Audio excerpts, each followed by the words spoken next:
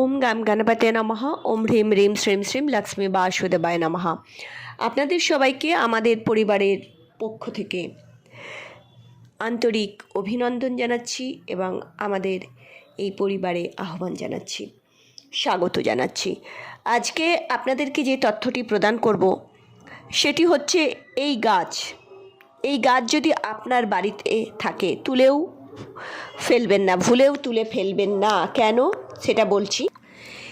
এই গাছ ভুলেও তুলে ফেলবেন না, কেননা এই গাছ তুলে ফেললে আপনার এবং আপনার ভবিষ্যৎ প্রজন্ম অর্থাৎ উত্তরাধিকারী সন্তান, সে কি হয়ে যাবে, তার জীবন দুর্বিষহ হয়ে উঠবে। সে তার জন্মছকে যদি পিতৃদোষ নাও থাকে তাহলে পিতৃদোষ শুরু হয়ে যাবে এবং অর্থনৈতিক দিক থেকে যেমন সে বিকলাঙ্গ হয়ে যাবে, সেই রকমই আপনার জীবনে এবং আপনার সন্তানের জীবনে দুর্বিষহ বিভীষিকা নেমে আসবে। তাই এই গাছ ভুলেও তুলবেন না। সেই গাছ কি এবং কি করবেন, সেই গাছ তুলবেন না তো কি করবেন, সেই সম্পর্কে আমরা আপনাদেরকে জানাবো। তার আগে অবশ্যই আপনাদেরকে বলবো যে চ্যানেলটিকে সাবস্ক্রাইব করে পাশে থাকা বেল আইকনটি ক্লিক করবেন। আমাদের ভিডিও ভালো লাগলে লাইক করবেন, শেয়ার করবেন, ভিডিওটি শেষ পর্যন্ত অবশ্যই দেখবেন। প্রথমেই বলি যে আমরা বিভিন্ন গাছগাছালি আমরা আমাদের বাড়িতে আমরা লাগাই, কেননা একটি গাছ একটি প্রাণ কিন্তু এখন আর বলা যায় না, একটি গাছ শত প্রাণ। কেননা একটি গাছ কিন্তু একটি প্রাণকে বাঁচায় না, শত শত প্রাণ বাঁচায়। তাই অবশ্যই বৃক্ষরোপণ কর্মসূচি প্রত্যেকের জীবনে নেওয়া উচিত এবং বুধের সাথে প্রায় সবুজ যা গাছ আছে সমস্ত কিছু রিলেটেড। আপনি যদি কেতুর খুব দুষ্ট প্রভাবে ভুগছেন তাহলে বলবো যে বুধবারে গাছ লাগানো শুরু করুন, গাছের পরিচর্যা করা শুরু করুন। বুধ গ্রহ যেমন আপনার স্ট্রং হয়ে যাবে তেমন কেতুও আপনার নিয়ন্ত্রণে আসবে। বুধ গ্রহ আমাদের জীবনে কি এনে দেয়, আমাদের বৌদ্ধিক শক্তি এনে দেয়, কোনটা ভালো কোনটা মন্দর মধ্যে ডিফারেন্সিয়েট করতে সাহায্য করে। বুধ আমাদের বাচন ক্ষমতা এনে দেয়, কমিউনিকেট করতে, একে অপরের সাথে যে আমরা কমিউনিকেট করি, যোগাযোগ করি, আমরা বার্তালাপ করি, সেটা করার সুযোগ করে দেয়। বুধ অর্থনৈতিক অবস্থাকে একদম চরম শিখরে নিয়ে যায়। বুধ যাদের ড্যামেজ তারা কিন্তু স্নায়ু রোগে ভোগে এবং বুধ যদি কারোর কমজোরি থাকে সে তোতলাও হয়ে যেতে পারে এবং পড়াশোনায় তার মতিগতি থাকবে না। তাই বুধকে অবশ্যই জাগ্রত করা উচিত। আপনার জীবনে মানসিক শান্তিও বুধ এনে দেয়। তাই অবশ্যই কি করবেন, বৃক্ষরোপণ কর্মসূচি নিজেদের জীবনে অবশ্যই রাখবেন এবং শুধুমাত্র গাছ লাগিয়ে দিলাম আমার দায়িত্ব শেষ তা নয়। সে যেখানেই লাগান না কেন, বাড়িতে বা আপনার আশেপাশে যে পরিত্যক্ত জায়গা আছে বা অনেক জায়গা আছে সেখানেও লাগালে আপনি তার পরিচর্যা করার চেষ্টা করুন। এবারে যে গাছের কথা বলছি সেই গাছটি সাধারণত দেখতে পাওয়া যায়, কি দেখতে পাওয়া যায়, সাধারণত দেখতে পাওয়া যায় অশ্বত্থ গাছ বা বট গাছ। যদি আপনার বাড়িতে এগুলো দেখতে পাওয়া যায় পুরনো বাড়িঘরে, অশ্বত্থ গাছ বা বট গাছ আপনা আপনি উঠে যায়। আপনা আপনি তখনই ওঠে যে বাড়িতে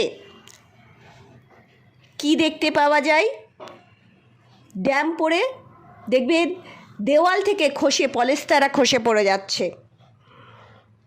এই গাছের সাথে এটার রিলেশন ওতপ্রোতভাবে জড়িত।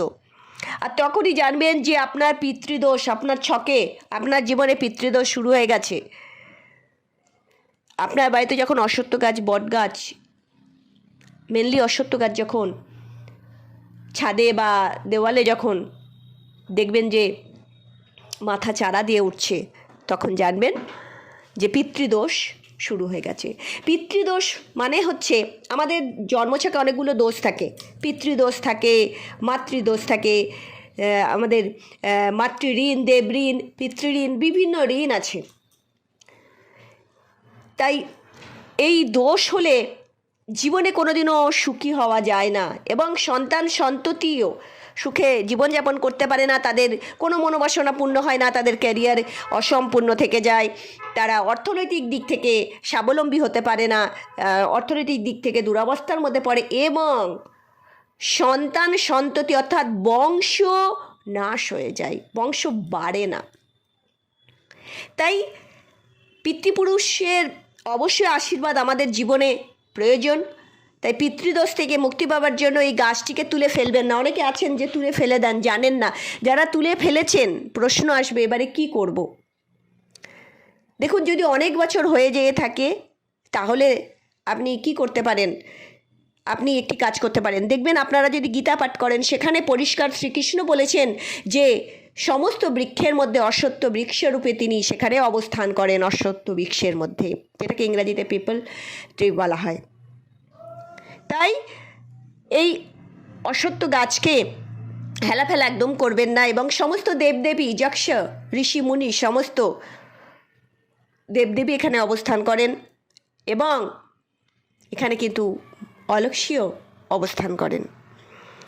তাই এই গাছটিকে উপড়ে ফেলবেন না, নিজে তো ফেলবেন না, আপনি কোনো সৎ ব্রাহ্মণ ডেকে ভালো করে পূজা অর্চনা করে, সৎ ব্রাহ্মণ, পরিষ্কার বলছি, সৎ ব্রাহ্মণ ডেকে আপনি পূজা অর্চনা করে এই গাছটিকে, তার দ্বারাই আপনি কি করবেন, কেননা ব্রাহ্মণের দেখুন দ্বিজ বলা হয় ব্রাহ্মণকে, তার একটা আলাদা শক্তি আছে, পৈতের একটা আলাদা শক্তি। দ্বিজ মানে দুবার জন্ম গ্রহণ করেন যিনি, আর ব্রাহ্মণ পরিবারে জন্মগ্রহণ করার জন্য পূর্ব জন্মের স্বীকৃতির দরকার হয়। সে ব্রাহ্মণ যেমনই হোক না কেন, কখনোই কোনো ব্রাহ্মণের অপমান করবেন না। সে ব্রাহ্মণ যতই অবনতি দিকে এগিয়ে যাক না কেন বা যতই বাজে কার্যকলাপ করুন না কেন, দেখুন তার কার্যকলাপের দ্বারা তো সে ফল লাভ করবেন, কিন্তু আপনি তার বদনাম করে বা আপনার সমালোচনা করে আপনি তার মানে আপনি পাপের ভাগিদার হবেন না বা ভাগিদারিনী হবেন না। তাই কোনো সৎ ব্রাহ্মণকে রেখে পূজা অর্চনা করে ওই গাছটিকে একটি সুন্দর জায়গায়, একটি ভালো জায়গায় আপনি স্থাপন করুন।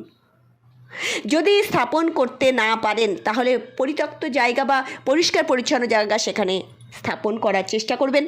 তবে নিজে কখনোই এটা করার চেষ্টা করবেন না, উপরে যেখানে সেখানে ছুঁড়ে ফেলে দেবেন না। যদি করে ফেলেন, করে থাকেন, জানবেন আপনার জীবনে এবং আপনার সন্তানের জীবনে পিতৃদোষের শুরু হয়ে গেছে এবং এই পিতৃদোষের শুরু হয়ে যাওয়ার ফলে অর্থনৈতিক মন্দার যেমন শিকার হতে হবে, জীবনে দুঃখ কষ্টের সম্মুখীন হতে হবে। তাহলে যারা অনেক দিন আগে করে ফেলেছেন একটি যজ্ঞ করতে পারেন, শান্তি করতে পারেন, বা করজোড়ে কিছুই যদি না পারেন, আপনার সামর্থ্য না থাকে, তাহলে আপনি কি করবেন, তাহলে আপনি হাত জোর করে কোনো শ্রী বিষ্ণুর মন্দিরে গিয়ে বা শ্রী বিষ্ণুর যে অবতার আছেন রাম মন্দিরে গিয়ে, নারায়ণের মন্দিরে গিয়ে বা আপনি শ্রীকৃষ্ণের মন্দিরে গিয়ে করজোড়ে আপনি কি করতে পারেন, আপনি ক্ষমা যাচনা করে একটি গাছ, এই অশ্বত্থ গাছ আপনি অন্য জায়গায় রোপণ করতে পারেন, যে তখন আমি জানতাম না, আমার ভুল হয়ে গেছে, হে অশ্বত্থ বৃক্ষ আমাকে ক্ষমা করে দাও। এই অশ্বত্থ বৃক্ষর এমনই গুণাবত্তা, এর নিচে যদি আপনি কোনো জব করেন সেটি সিদ্ধ হয়ে যায়, সেটি অ্যাক্টিভ হয়ে যায়, এবং যদি কোনো দান ধ্যান করেন এখানে সেটি অক্ষয় হয়ে ওঠে এবং তার ফল আপনি কোটি কোটি গুণ লাভ করতে পারেন। তাই অবশ্যই কি করবেন, এটি করুন এবং অবশ্যই আপনাদেরকে বলবো যে আপনারা এই প্রক্রিয়াটি করুন এবং আপনাদের জীবন সুন্দর হয়ে উঠুক এই কামনাই করি।